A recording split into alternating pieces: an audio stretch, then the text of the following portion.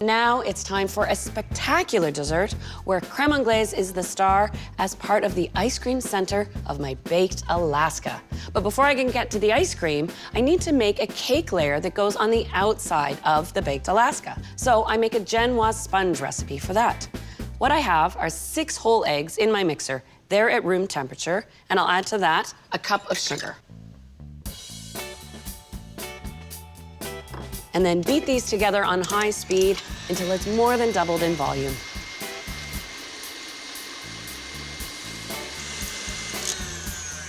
Now for the dry ingredients, 1 cup of all-purpose flour and just a 1/4 teaspoon of salt. I'll sift those together. And then with the mixer on a lower speed, I'll just add it in. Let the mixer do all the work for you.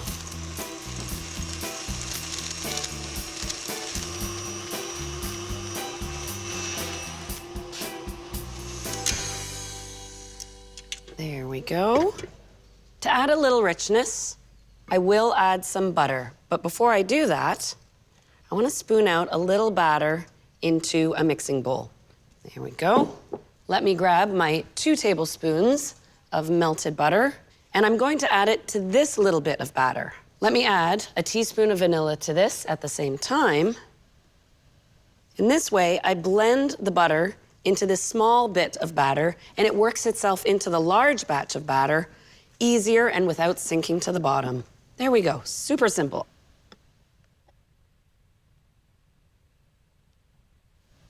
Quick little mix just to blend it all together.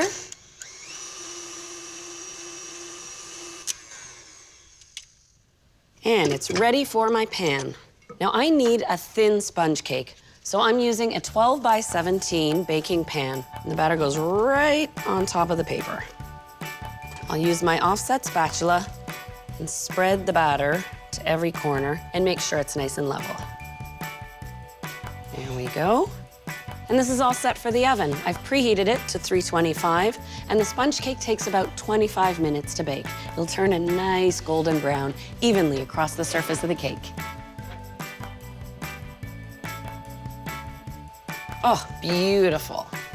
Now, to check the doneness of your sponge cake, you just press the top of it. If it springs back, then you know it's done. I'll set this aside to cool. And when it's cooled, it's ready to use. I'll set this aside for now because it's time to make the creme anglaise. I have 2 cups of 10% cream. I've added the seeds from 1 vanilla bean. I'm also going to infuse the flavor from a tablespoon of dried lavender flowers. I've got 4 egg yolks, and I'll add to that 1/3 cup of sugar.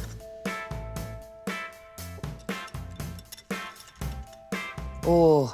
Immediately, as the cream warms up, you can smell that lavender.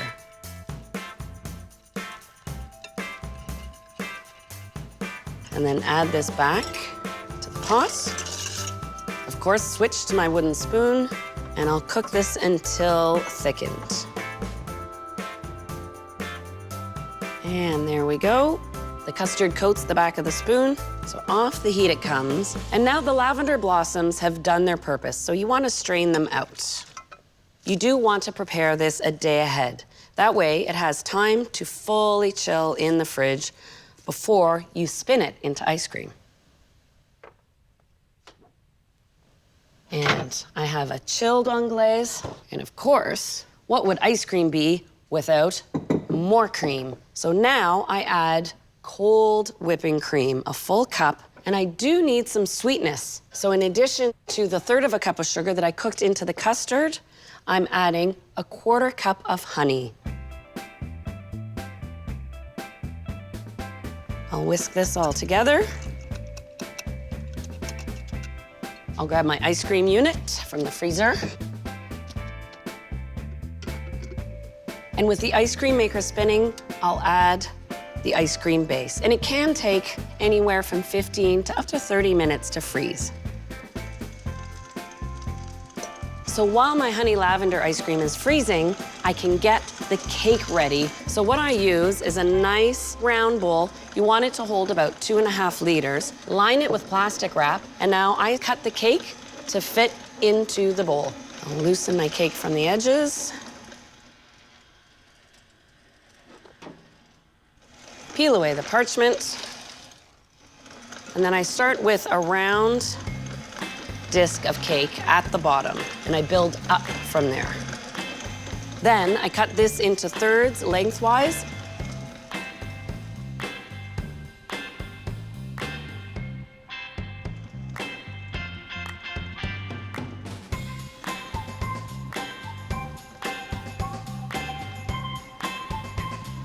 Now, where I see these gaps, I just cut little triangles of the cake and slip them right in.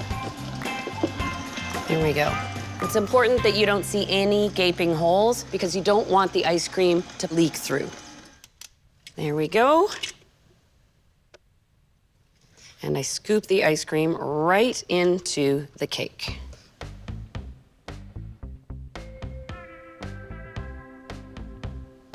And now I have the perfect amount of space here to fit in the last of my cake. Kind of like finishing a puzzle here.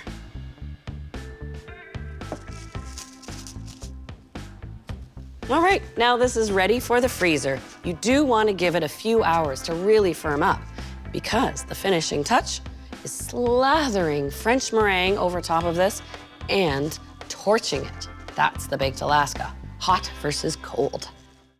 So the style of meringue I find works best is a French meringue. So I take my 3 egg whites and 3/4 of a cup of sugar and I warm it by whisking it over a water bath.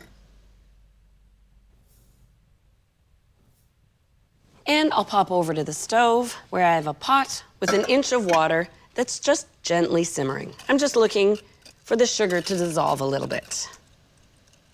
All right. So in they go into my mixer. And you want to let this go on high speed until it holds a stiff peak. This does take about 4 minutes.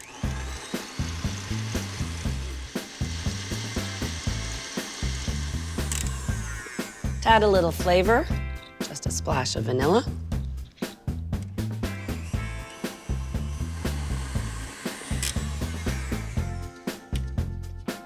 Now for the best part, slathering this on top of the Baked Alaska. Get ready for presentation time.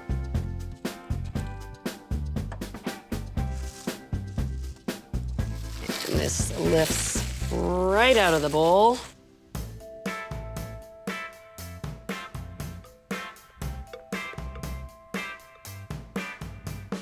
And I start at the top and work my way down, just coaxing the meringue to cover all of the cake.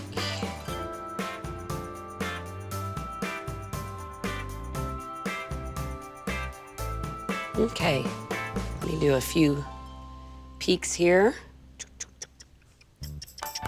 You've got 2 options to bake your Alaska.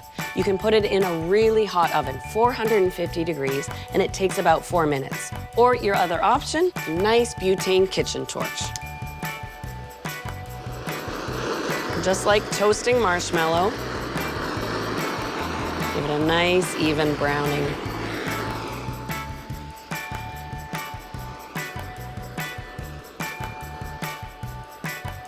And there we go. So this is ready to be presented and to serve.